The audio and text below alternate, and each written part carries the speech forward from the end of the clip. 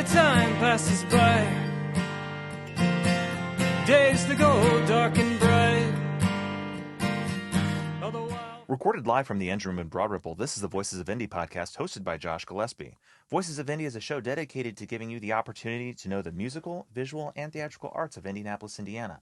This week's guest is singer, songwriter, and, as I've called him, troubadour. That's right. Yeah. Jess Jones. Hello, sir. Good to be here, Josh. Thank you. Thank you for being on the show. I got the chance to meet you a couple months ago, and you played the Coffee, Comedy, and Music series. And you've even said we should go out for coffee, and we need to do that. I would love to do that. Yes, yes, sir. We need to grab coffee sometime. But I'm glad that we get to talk like this. Yeah, this is fun also. This is fun. So let's get right down to brass tacks, shall we? Okay. Just the initial questions. For those who may not know you, you've played around a lot. Yes, sir. But for those who may not know you or your style, who is Jess Jones? Okay. So now that I've had some time to think about this question. There you go, yes. I'd like to tell people that I listened to too much Townes Van Zandt growing up. Okay. And the style of the writing really rubbed off on me. Uh-huh. With probably the internal spirit of Springsteen's rock and roll, probably. Like, it's in there. Yeah. But I hope that doesn't sound like silly or ridiculous. No, it doesn't sound silly or ridiculous, because I think what you're telling me is that you are basically gravitated towards people who could tell a story. Exactly. Yeah, that's about right. And you're talking about two of the people, like Townes Van Zandt, right, and Bruce Springsteen, who could tell a story with the best of them. Still do. Yeah, absolutely. So, So, are you originally from Indiana? Or are you Okay, so you're from Indiana. Oh yeah. I was born in Pendleton and raised, in that area. Mm-hmm. From there, Anderson and Indy. I spent my adolescence, all around. Yeah. That area, pretty much. Okay. Yeah. I've got family that live up in Indy, so I spent a lot of time with them. Yeah. Growing. Well, that's cool. That's cool. Yeah. And tell me a little bit about your style. Like, have there been any Hoosier influences, or, what drew you to playing guitar and writing music? So, I should start a sentence with "so." That's awful. It's okay. I worked with a gent. We worked retail, and this dude would play guitar at his lunch break, and he would go out to his car. He would keep his guitar in his trunk. Yeah. And during his lunch, he'd open it up, and he'd stand out there in the parking lot and play. And so I'd get to work, in the afternoon. He worked early. Mm-hmm. So I'd pull up generally in time to catch his warm-up, because he would play later in the day. And so I struck up a friendship with him, and he became one of my local heroes, him and another dude who worked there. He was much more into surfer rock than this first gentleman. That's all right. Yeah, it was cool. I mean, he could really play. Mm-hmm. But he turned me on to artists at that time that I didn't know about. I was 23, 24. Mm-hmm. He turned me on to John Prine, John Hyatt, some of those artists. John Hyatt's a Hoosier legend. Yes, he is. Yeah. Yes, he is. I didn't know that for a while after I started listening to him. Mm-hmm. That came later. But this gent, his name was Joe, and every time I could get a chance to go listen to him play, I would. Yeah. But yeah, he got me started in guitar. He taught me how to finger pick. Oh, wow. So you started with that first? Well, I was strumming at the time, but I was listening to songs with finger picking. I'm like, how do I do this? And he's like, it's easy. And he's at lunch, so he just puts down his sandwich, and he's like, count the strings. Start with 2 fingers, and these 2 fingers control these strings, and this finger controls these strings. And he just counted it off for me and wrote it on a piece of paper. And I went home and I practiced the hell out of it for 2 or 3 months till it became just innate. Yeah. Yeah, he was one of the best guitar teachers I've had, to just break it down into muscle memory. And that's the only way I've really been able to learn, effectively. Yeah. What got you into being more of a singer-songwriter style? Was it the Townes Van Zandt Springsteen influence, or because obviously there are a ton of different styles out there. Right. But what gravitated you towards singer-songwriter? The stories in the songs are what really got me. Listening to some of those older songwriters when I was really young, uh, kind of just got into my soul, I guess, a Mm-hmm. little too much. But also, I wrote a lot in school, like middle school and high school. I did a lot of poetry Mm-hmm. and English assignments of short stories. And when I started doing music, I just thought I'd put some music to one of my poems that I did Mm. in English, and that became like my starting point. Like if I can Yeah. do this, I can probably write something else and get better with it. Nice. Yeah. So, how long have you been playing? Since about 2012 is when I started learning. Seriously. Yeah. Mind if I ask how old are you? I'm I'm 21. I Yeah. will So be. am I. Yeah, yeah. Yeah. I'm 37. Okay. All Yeah. right. All right. All right. So about 25 is when I started. That is incredible, and Yeah. you've come this far. How many? And you've recorded a number of tracks. Like so. So Jess is on Spotify. Yeah. So check him out. Yeah. I got stuff everywhere. I mean, well, not just Spotify. I'm taking everywhere you stream music. Bandcamp. Yep. Yeah. Everywhere. Yep. Um. So. How many projects do you have out? And do you release them as singles or do EPs or have you done Um, the full album? I've done.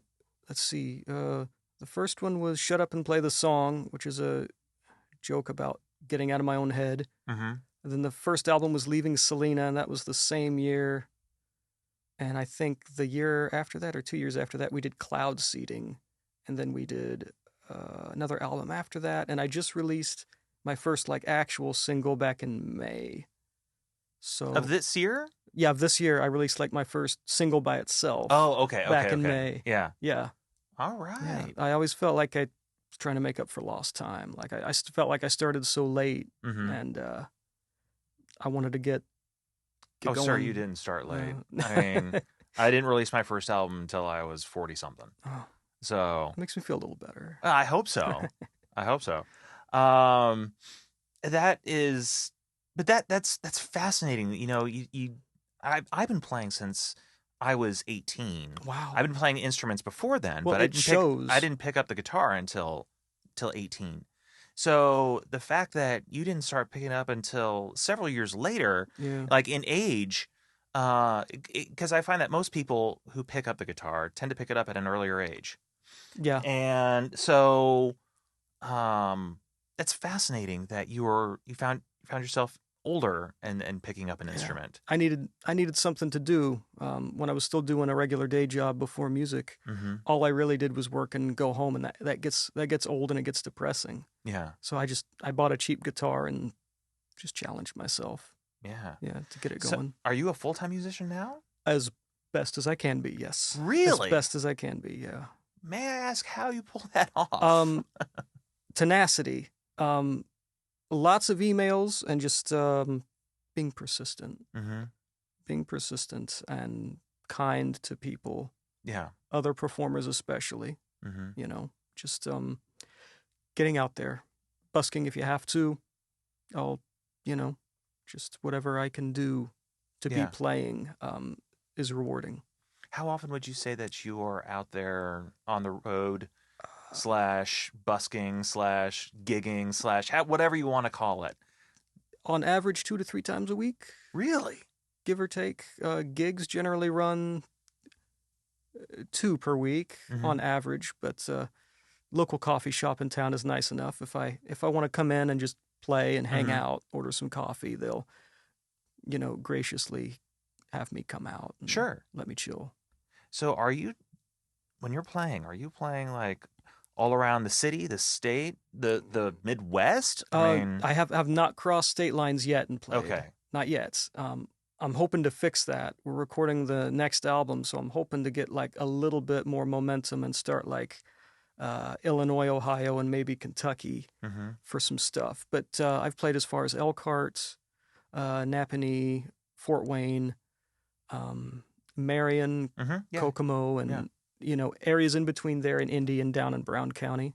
Oh, okay. So And I would say that probably the areas like Kokomo and Marion and Brown County and actually even to a certain degree Fort Wayne are really receptive to the singer-songwriter type. I mean, the yeah, Indianapolis in general right, is as well, but I'm just when I think of those particular parts of the state, yeah, that kind of music where people can just kind of um, leave the state of mind that they're in Hmm. and get lost in a story, so to speak.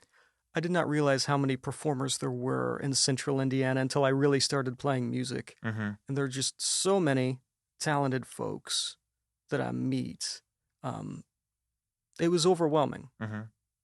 No, I am 100% with you. When I started doing this podcast, I didn't exactly know what to expect Okay. in terms of, the what was out there. And I have been blown away, not just by the talent, but by the sheer number of talent. Right. And it's pretty amazing. We got something going on here in our little area, don't we? We do. And I'm glad. I'm glad Yeah. Indy has a thriving and growing music scene Yes. because it's most needed. Yeah. Yeah. What do you think of the scene so far? I mean, how long have you been playing in the area? And I presume that you haven't been playing since you've been 25. No, Okay. no. I really didn't even start playing out till probably 2015 or 16 when I Okay. really started to Yeah, yeah, yeah, yeah. do stuff. So what has been your experience so far within the indie music scene, and what have you seen from, like, what comparisons can you make from when you first started to what you're seeing now? As far as like myself or other performers. Let's start with yourself first. Okay. Um, I'm a lot more confident, even Mm-hmm. though I'm still nervous. I Mm-hmm. don't think that ever goes away. Yeah. Um, I got a rule that if you're not comfortable by the third or fourth song in your set, you're probably not going to be comfortable the rest of the night. Yeah. But generally, you'll find a groove um, that I've noticed, and I'm work pretty well within by the third or fourth song. Mm-hmm. You get comfortable in what you're doing. Yeah.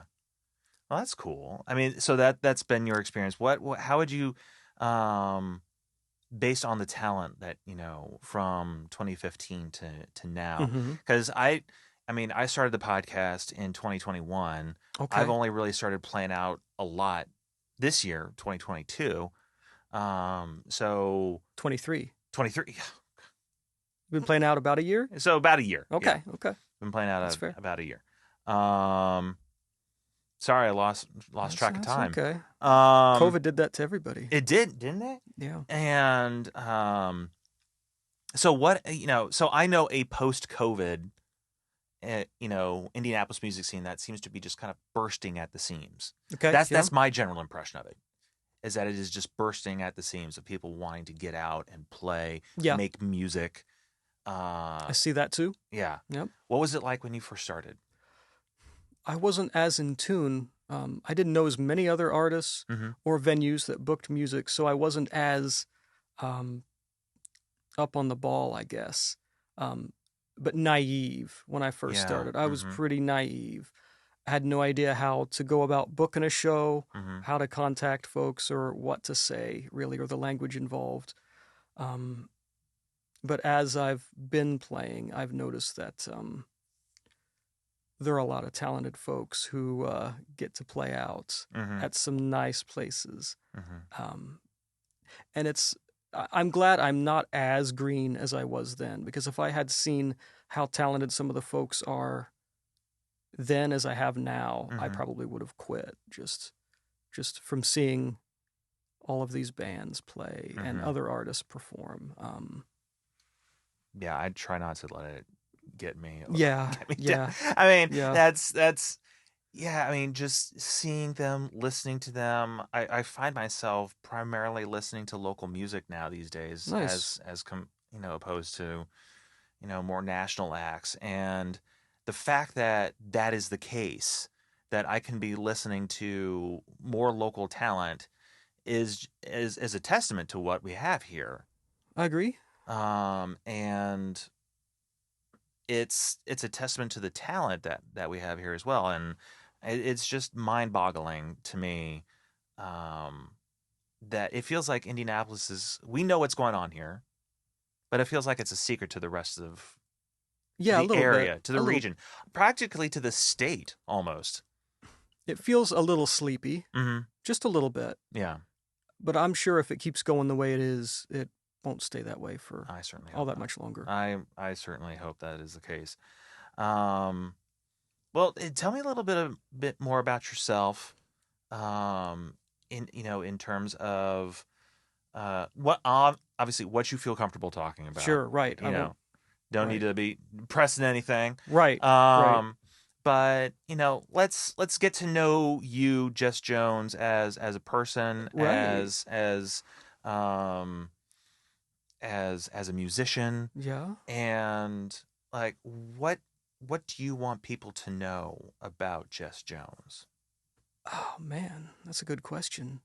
Um, I want you to know that I'm here to entertain and to put on the best performance that I possibly can, Mm-hmm. using my own words and music that I worked my ass off to bring it up to a level that I can comfortably play. Mm-hmm.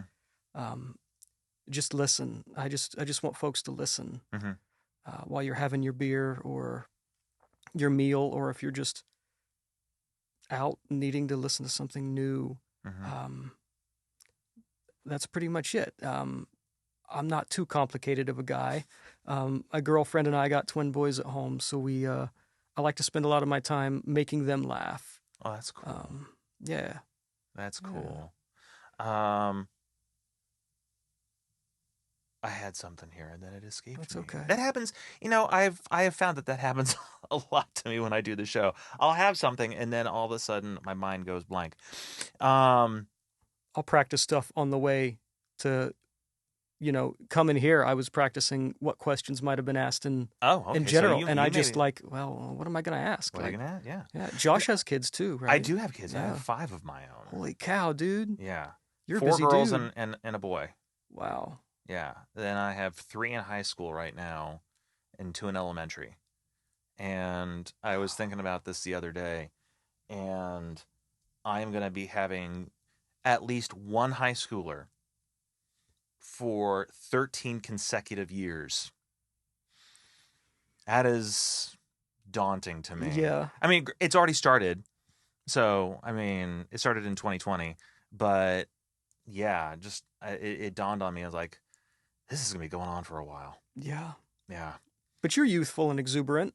You I seem tr- like you can handle it. I try to be. I hope that's the case. I hope. um yeah, no, raising 5 kids is a lot of fun, and it's I mean, raising kids in general can be a lot of fun. It's a lot of work, Yeah, and they can throw you for a curveball.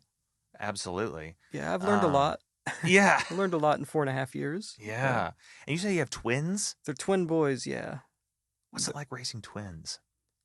Oh man, I never anticipated like kids when I was younger. Mhm. Um, I really fell in love with them.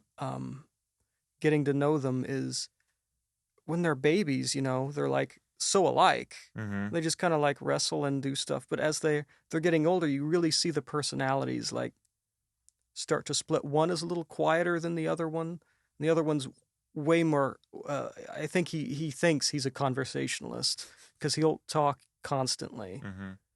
and it's really cute because it's about nothing the entire time. That's adorable. Yeah, and we get along really well on that subject. So I have to admit, um, I kind of miss the whole the jabbering age. well, yeah, I mean, because here's the thing about when you have so many kids and so many kids within a certain time frame is that you tend to forget everything that has led up to this point. Mm-hmm. Like, my wife and I were discussing our oldest, and she brought up something from when she was a kid. And I was like, oh, I barely remember that. I do, but Yeah, if you hadn't said anything, I wouldn't have even thought about it. right. She's like, oh, I remember it. Um, and, but I mean, it's those things. It's like, you know, find the blessings in this young age, and I have found that with my 2 youngest, um, that I'm able to kind of more mentally be there for them and try Okay. to remember these times, than I probably was for my older 3. I'm probably more invested in my older 3 now as you know as teenagers, Yeah. as they're people who I can have a conversation with. Yeah. Uh, Yeah. and yet somehow miraculously, like a 4-year-old, they will still talk about nothing. Um, I was the same way. I yeah, still am. but it's great. It's Yeah. great. You just kind of dive deeper into what nothing is, and being raised on Seinfeld, it's like I know I could talk about nothing. Mm-hmm. I've been entertained by nothing. Um, I'm right there with you. yeah. Yeah. Yep. So, but hey, I finally remembered what my question was going to be. Okay. And I don't mind talking about kids if you still Okay. want to talk No, about that's all kids. right. We can always steer the conversation back. But I wanted you had mentioned you're working on another album. Yes, sir. Um, let's talk a little bit about that. Okay. And how far along are you? And what's been I know for me when I go into an album, and I'm working on my second one, but I've Okay. also I was about to ask how many you had. I have one Okay. currently. I will have a second, but I've already written a third, and I'm already Nice. Nice. concepting a fourth. See, So, talking about that whole making up for lost time thing, and you're over here still writing your ass off too. well, you got See? to, Yeah, you you do. got to, and Yeah. it's for the longest time. It took me. I was in communications. Like it was my job to speak on behalf of people. Yet I didn't find my own voice until I was in my late Interesting. 30s, early 40s. Interesting. Um, but for me when I go into writing, I have a concept of what the album's going to be. Not that Mm-hmm. I have the intention of writing a concept album, Right. but I have a concept of what the general idea is going to be. Okay. How do you go about writing an album, and what's been going on with this one? Okay. Okay. None of that. None of that. None of that All right. is how it works for me. All right. Generally, I try to maintain just practice of writing every day or every other. I think in college they called it just free writing, where you don't think, you Yeah. just write. Mm-hmm. And I still practice that to help keep myself sharp. Sometimes I'll get lucky and come up with a verse, and after like a dozen days, I'll find a verse that I like, Mm-hmm. and I'll keep it, and I'll set it aside, and later I'll come back to it when I have time and try to put music to it. And that worked up until I started trying to write this next project, Mm-hmm. because I didn't know what I wanted to write about. COVID really took a hit, and I didn't. Everyone I knew who was in lockdown was doing like the quarantine sessions Right. and Oh, writing a million songs, gosh. and I didn't write anything. Yeah. I tried and nothing. I was complete dry spell until I wrote one song in early 21 or late 2020 Mm-hmm. that reflected my time of that period. I didn't know it at the time, Gotcha. but I did that, and I'm like, okay, so this is how I have to think going forward if I Mhm. want to come up with something meaningful. Yeah.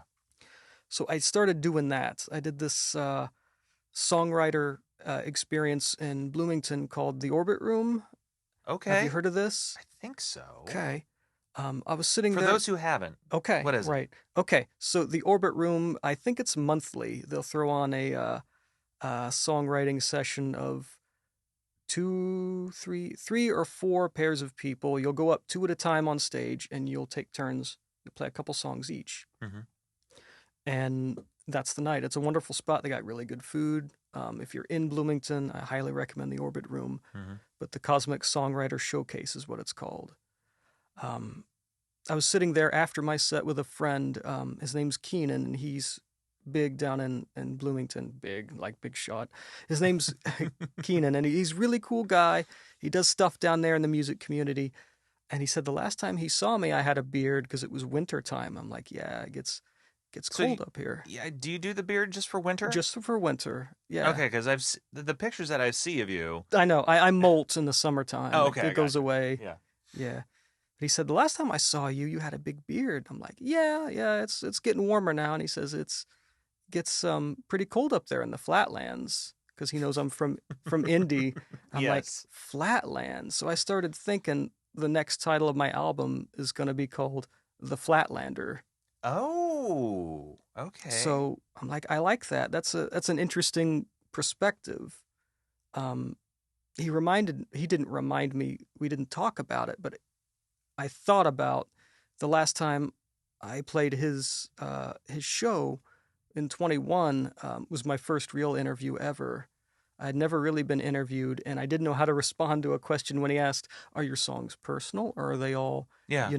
whatever?" And I went, "Oh no, they're all hooey," which is mostly correct. Yeah. But I sneak in like some real close to the heart stuff here and there, and I wanted this next album to have a lot more of real firsthand accounts, real stories from me. Yeah. And not just fiction. Yeah. So you've gone from storyteller to almost autobiographer. A little bit. A little bit. Just a little bit. I don't want to go too heavy into themes and stuff, because then everyone will fall asleep. But that sparked the next idea for the next album. That's incredible. I love it. Yeah, and it was really organic, and it came upon really slowly. Not like the others. The others were like pretty quick. Like I'd been sitting on mountains of material. Sure. Yeah. But you kind of let this one kind of germinate a little bit. Yeah. And what's your general impression of the writing like on this album? It's darker. Really? I had to actually go back and like, okay, I need to put in some lighter stuff. So not everything is doom and gloom, although that is kind of the songwriter, like the singer-songwriter forte. Yeah. I don't want it to be just that, because everyone's not just one-dimensional. So I wrote my first song about our boys that I'm going to put on it. Oh, really? Yeah, and it took me a long time to write about it, to figure it out. But I think it's a pretty good representation of what it's like to be, 3 or 4.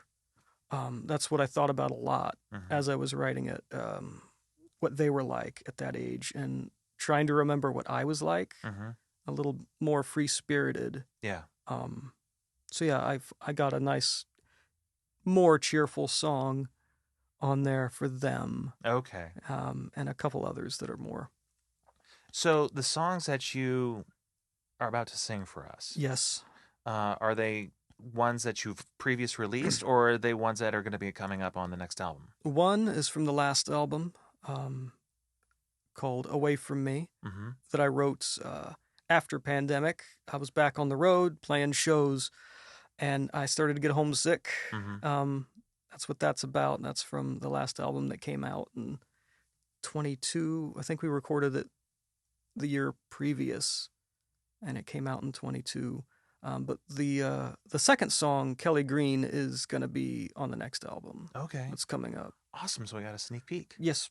Sneak peek. Love it. Yeah. I love it. Well, before we hear those wonderful tunes from our wonderful guest here, Jess Jones, I want to talk to you about Indianapolis Independent Entertainment, and they are this segment's sponsor, as you guys are probably well aware of it by now. And Indianapolis IIE, shall we say, aims to help local DIY artists, freelancers, and businesses within Indianapolis by establishing a network of creatives who can connect with each other to generate more paying opportunities. Their goal is to eliminate some of the intimidating barriers within the entertainment industry and expand the local art and music scenes in Indianapolis. Interested individuals can learn more about IIE by visiting their website, www.indyent.com. That's INDYINDIEENT.com, and fill out a free application to discuss how you and IIE can redefine making it together. And we are going to take a quick break, and we are going to listen to some great tracks from Jess Jones. Thanks, guys.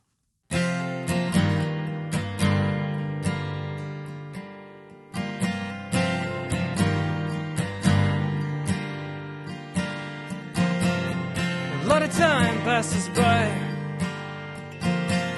days that go dark and bright, all the while feeling my time slip slowly from me.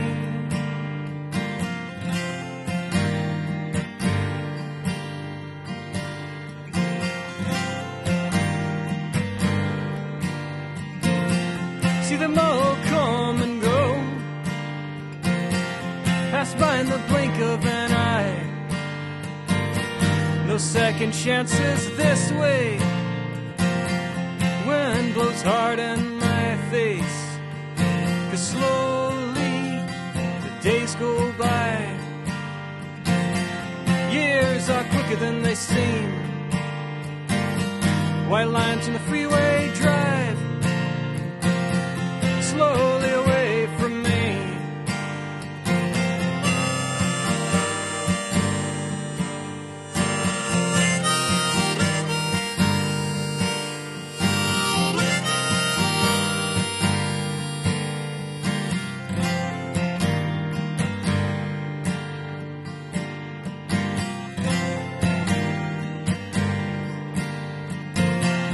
Lady gives me all that I need,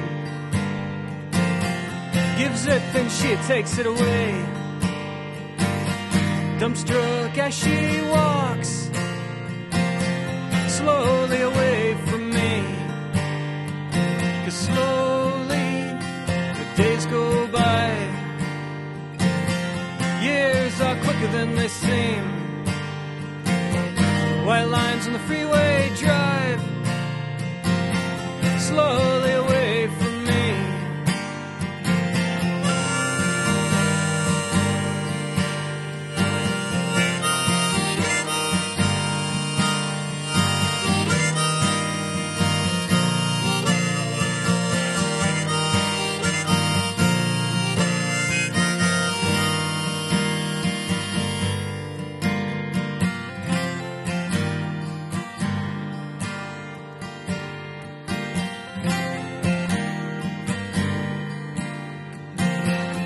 A lot of time passes by, days they go dark and bright. Cool. All right.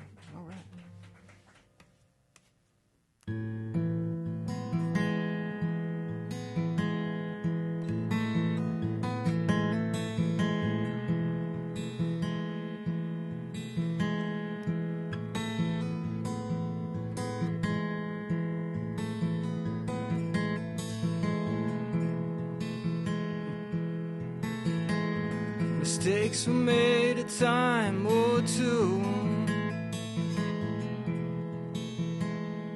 whirling around in our brain. I still see you for who I thought.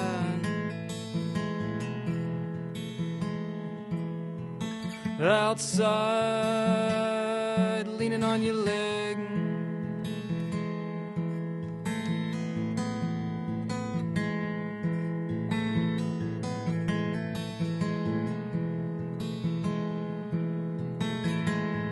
I see through all the smiles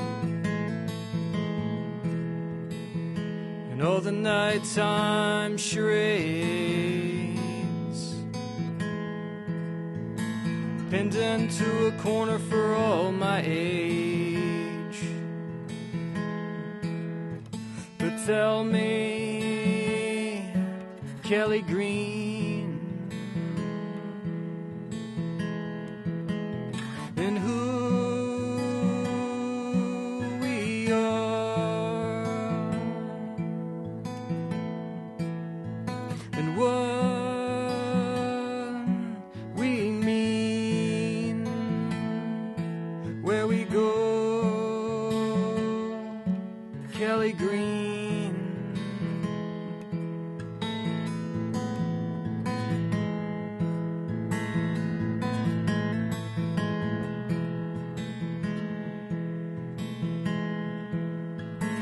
Doesn't change much of anything now. Never would, even when you could.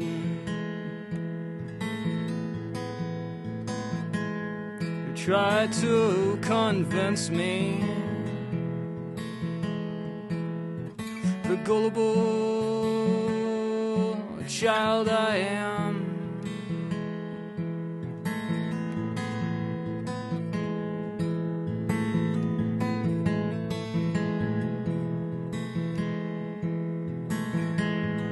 Watch those buildings get a little bit closer. You watch them fade so fast away, just like those faces in your memory could see me, Kelly Green.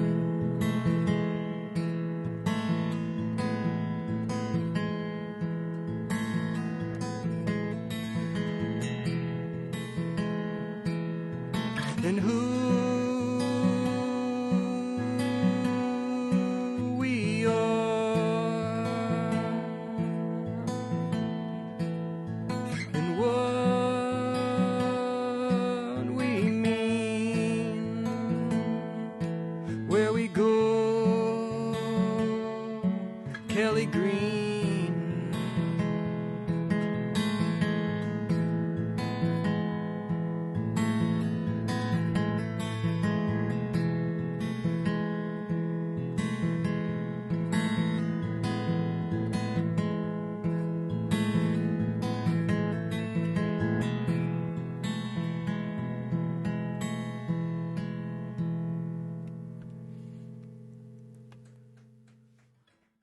And this segment was brought to you by the Engine Room Recording Company, located in Broad Ripple Village, just north of downtown Indianapolis. And they specialize in making your projects go. Podcasters, bands, audiobookers, rappers, singers, songwriters, and everyone in between, the Engine Room Recording Company has the experience, the engineers, the equipment, and the environment to fuel your projects. Check out Broad Ripple's recording studio by visiting for more information on their services, artists they've recorded, and gear they have at engineroomrecordingcompany.com. And be sure to visit their Instagram page by searching up at Engine Room Recording Co. And back with us is Jess Jones. Jess, you just played a couple of great tracks. Thanks, I'm brother. really looking forward to hearing the finished version of Kelly Green when it comes out on the next album. Do you have any anticipation of when to expect album number 2 dropping, or are you in the process of recording it right now, or how's that going? Yeah, we just started recording a couple weeks ago. Yeah, it's a little slower going this time around. So if we're lucky, late fall or winter, but oh wow, maybe early next year. Okay, so that's exciting. That's the goal. That is the goal. Yeah. And as we've established, Jess is constantly performing. So what upcoming gigs do you have that people can come see you? This coming Friday, I'll be at 8th Day Distillery. Lovely spot. They have a drink called the Earl that I recommend if you like gin-based drinks. I do. Yeah. Yeah, all right. So I'll be there, and I don't know. I'll have to look at the calendar. Have to look at. Let's see what comes up. Do you have a way that people can connect with you? Make yeah. sure that they can see where they can see your next performance. Yeah. If you go to Instagram, Jess_Jones Music, or if you're on Facebook, it's just Jess Jones Music. Mm-hmm. I'm posting stuff both of those platforms pretty regularly. If you need to catch up, I'm gonna see some stuff. All my music's streaming everywhere. That's excellent. Oh. All right. Anything else that you feel like? I know it feels like we're cutting it short, and honestly, I'm gonna be completely honest with everyone. I have to pick up my kid, so that's why we're unfortunately gonna have to cut it short with Jess this week. Okay. But I want to have you back so that we can give you a proper podcast. Yeah. But what is there anything else like that you feel like we may have missed that you want to get off your chest? Listen to Josh's music. He's a good guy. He's kind, and he does a lot for us silly musicians out here trying to make our way in the world. So I appreciate that. Be kind to your fellow artists. Yes, that's a good line for everybody, and I suggest wholeheartedly checking out Jess's music as well. And I've seen him live. He puts on a good performance. Thanks, he engages with the audience. You hear those stories, you get lost in your stories. Thanks, man. And so he's definitely worth checking out live. So, Jess, thanks for being on the show this week. Happy to, brother. Thank you for having me. You're welcome. And next week we will have Macy Ann. That is going to be exciting. You've heard her, if you're familiar with Macy Ann, which maybe you are. She's a bit of she's a rocker, and we're going to be breaking it down for this show. So check that out. Macy Ann is going to be coming up next. We'll see you guys again next week. Later.